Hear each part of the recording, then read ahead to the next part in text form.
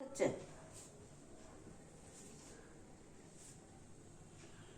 নিয়েছি ফুলকপি, বাঁধাকপি, লাউ, আলু আর বেগুন।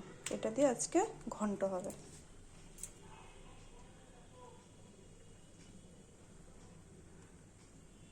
শুকনা লঙ্কা দুটো, তেজপাতা 4টে আর পাঁচফোড়ন। পাঁচফোড়নের মধ্যে একটু তেল পড়ে গেছে, তাই জন্য সেই পাঁচফোড়নটাই দিলাম, নাহলে নষ্ট হয়ে যাবে।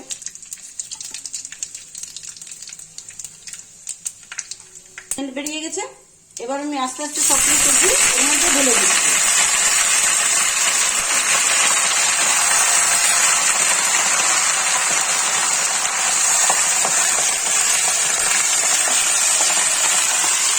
ধসা দেওয়ার কারণ হচ্ছে যে মশলার যে তেলটা যেন বাইরে পালিয়ে না যায়, যার জন্যই আমি এইভাবে হাত দিয়ে এই গরম কড়াইটার মধ্যে আস্তে আস্তে করে ঘুরিয়ে দিচ্ছি।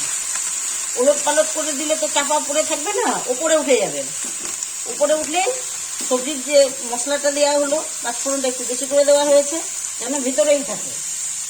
এবার আমি বেগুনগুলো দিয়ে দিচ্ছি, আর একটু পরে আমি এটাকে করবো, খুলবো, কেননা ততক্ষণ ওই যে মশলার সেন্টটা যেন ভিতরেই খুলছি। এবার আমি হলুদ আর লবণটা দেব।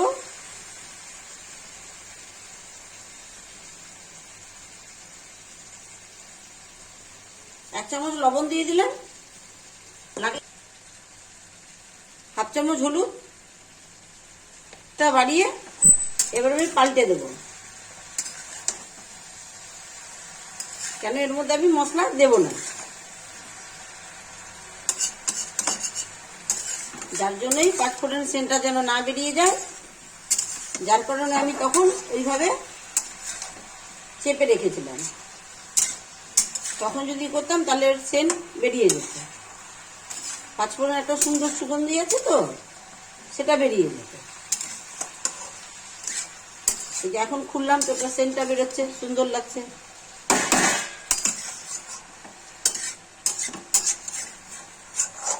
শীতের দিনে নিরামিষ তরকারি খেতে ভালো লাগে। মাছ মাংস এ তো হামেশাই খাওয়া যাবে, কিন্তু শীতের সবজি কি আর সবসময় পাওয়া যায়? যেটা পাওয়া যায় সেটার কোনো আর শীতের মতো সেন্ট থাকে না। শীতের সবজি যেটা এখন যেটা হচ্ছে আর যেটা আমরা খাচ্ছি, সেটার কিন্তু আপনি প্রাকৃতিক সেটা পাবেন না, সেটা সম্পূর্ণটাই আলাদা হবে।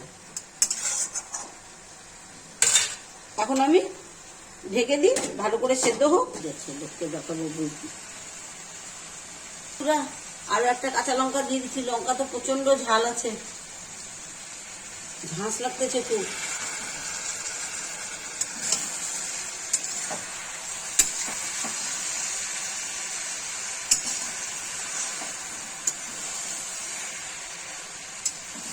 এটা ভাতের তরকারি নয়, এটা রুটির তরকারি, বানিয়ে রাখতেছি। যে ভাত দিয়ে খাবে ভাত দিয়ে, যে রুটি দিয়ে খাবে রুটি দিয়ে। একটু দাঁড়া,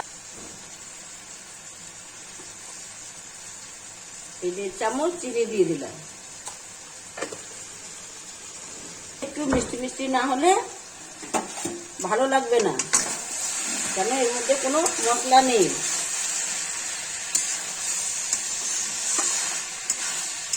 লাউ তো নিজেই জলাশয় জিনিস, এখানে যা আছে সবই জলাশয়, মিষ্টি জাতীয় কোনো জিনিসই নেই এর মধ্যে।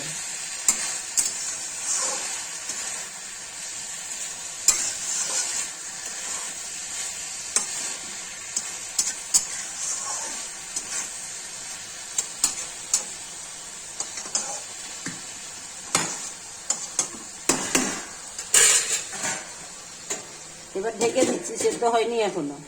হ্যালো বন্ধুরা, এবার আমি ঢাকনিটা তুলে দেখাচ্ছি।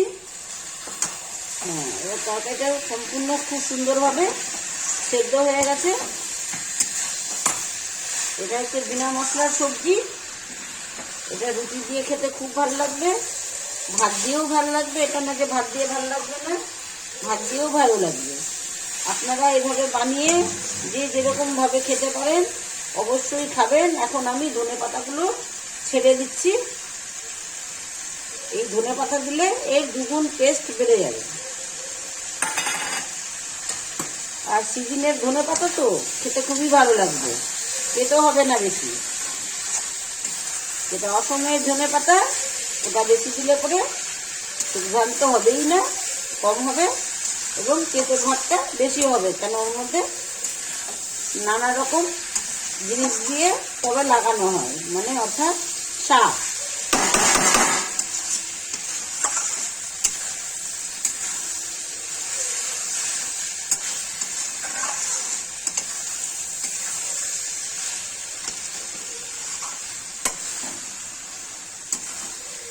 এই তরকারি খেতে গেলে একটু তেল ভালো করে দিতে হয়, কেন আমি এর মধ্যে কোনো জল টল কিছু দিইনি।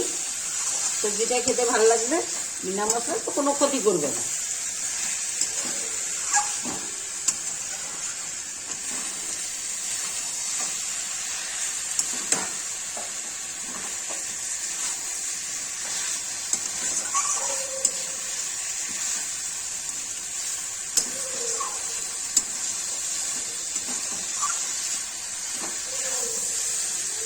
এই নিরামিষ সবজিটা আমার ছেলে পেলে বৌমা আমরা খেতে সত্যি খুবই ভালোবাসি, তাই জন্যই বানিয়েছি এবং আপনাদের সঙ্গে শেয়ার করলাম জিনিসটা। ভালো লাগলে পরে অবশ্যই বানিয়ে খাবেন।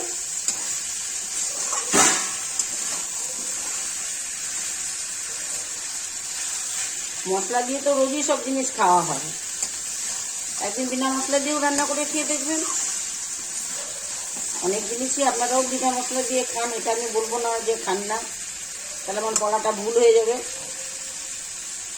আমি যেভাবে বানিয়েছি এভাবে একবার বানিয়ে খেয়ে দেখবেন।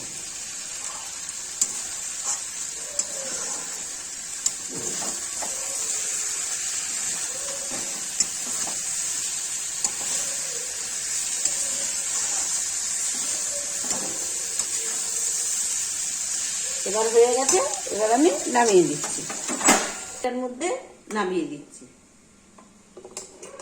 এটাকে আমরা কাশি বলি, এই বাসনটাকে আমরা কাশি বলি।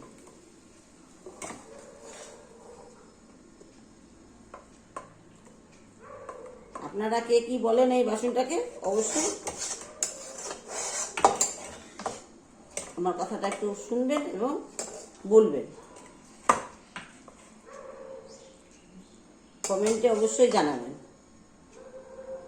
তাহলে আমিও বুঝতে পারবো। আমরা তো কাশি বলি এবং আমার শাশুড়ির থেকে তাই শিখেছি, তিনি তাই বলতেন, অর্থাৎ আমরাও কাশিই বলতেছি এখনো পর্যন্ত।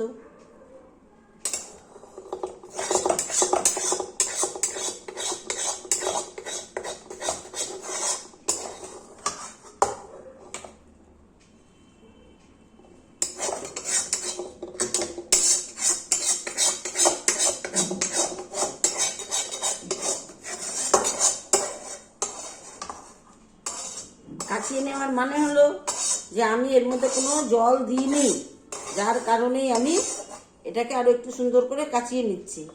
কাচিয়ে নিলে সবজির টেস্টটা ভালো মনে হয়, যে না সত্যি ভালো হয়েছে।